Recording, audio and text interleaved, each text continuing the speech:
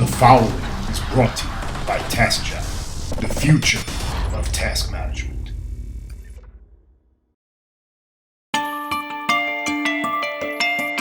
Niches make riches. You know, this is an expression of the idea that if you start a business in a specific niche where you focus on a specific category, a set of people, that you're going to do very well. And it's certainly a lot easier to market to a niche because you're hyper-focusing on a target market with specific needs, and you're aiming at one group of people who all have similar trigger points, all have similar pain points. So in terms of what to say, what to convey, in terms of marketing a message, in terms of putting the right product in front of those people, it's easier to do it if you know where the audience is and you're not too overbroad. And especially if you're not trying to compete with a bunch of other people or concepts or companies that have huge budgets, huge marketing dollars. But the obvious nature to this is that there's a ceiling. And that ceiling is not as high as if you went to something that's broad. Now that ceiling might be 500,000, might be 2 million, might be 200 million. Who knows? Depends on the niche.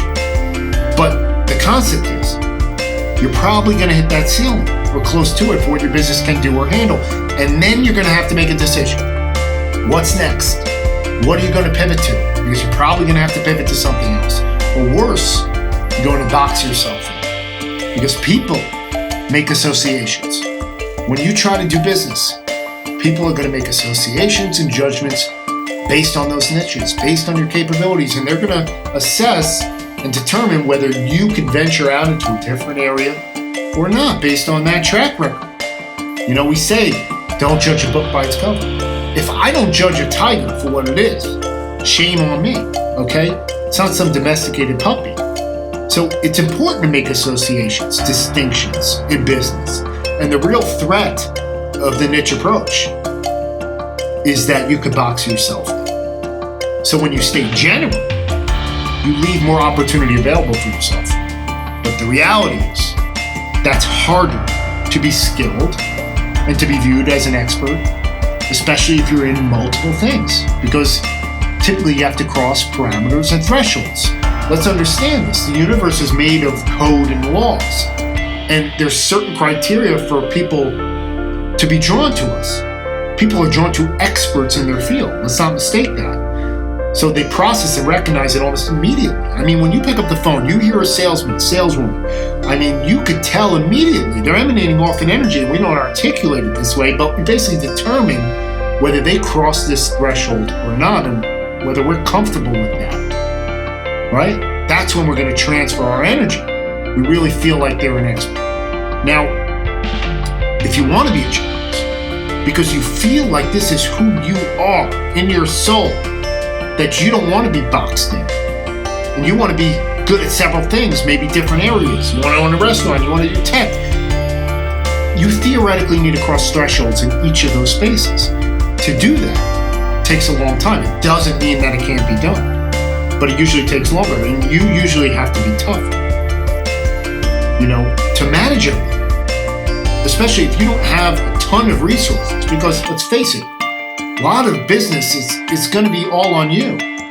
You can't necessarily hire the full-time staff. You probably don't have, you know, a huge marketing budget to compete in multiple things against huge conglomerates and corporations that are public companies. So it's going to take longer, and you're going to have to be tougher.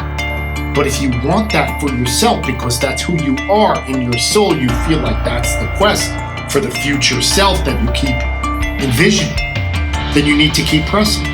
You need to withstand that initial pain. You're gonna lose a deal here. You're gonna lose a sale because people didn't perceive you as crossing the threshold or being an expert immediately. But you're building something for the future, long-term, higher ceiling. But you're gonna have to pick one. And you're gonna have to pick your route, and there's gonna be joy and there might be some pain. Because if you pick a niche, you're going to have to face that pain of probably hitting the ceiling or the concept dying out completely altogether, and then pivot, find another one. So quicker path, yes, but more volatility. Switching careers or ventures. You're probably gonna build up lots of different brands, so you're not really building up a huge brand that's going to last 10, 20, 30, 40 years, for instance, right? So do you want to play more of a long-term game with a higher ceiling? And it's important to understand these extremes because there probably is a happy medium, so to speak, to these. Many people invest in lots of ventures as an incubator or a fund, for instance, but usually make your money in a niche and then you expand.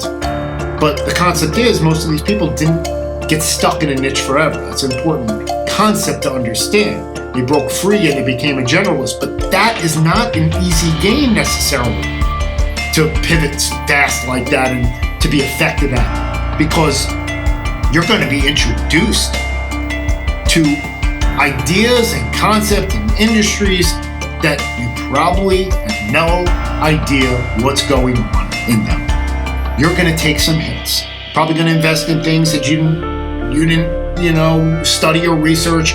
You weren't prepared. You don't know anything about because you didn't do the groundwork in the beginning, kind of like a generalist who was in these multiple things and sort of had to build themselves up and become proficient in them. So they're typically caught with less surprises.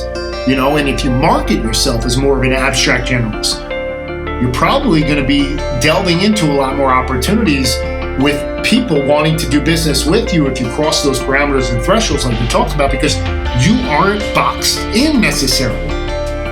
But it's a longer game. So again, it's going to revert back to who you feel you are, what your purpose is. And you have to push forward knowing that in either path, there's probably going to be a little bit of uncomfortability throughout the entire process. And you're going to get wins. And you're going to have bits of growth. You're going to have bits of learning. One is not necessarily more right than the other. It's going to come back to the idea of what's your purpose. This has been brought to you by TaskChat, the task management tool to simplify your life. TaskChatApp.com.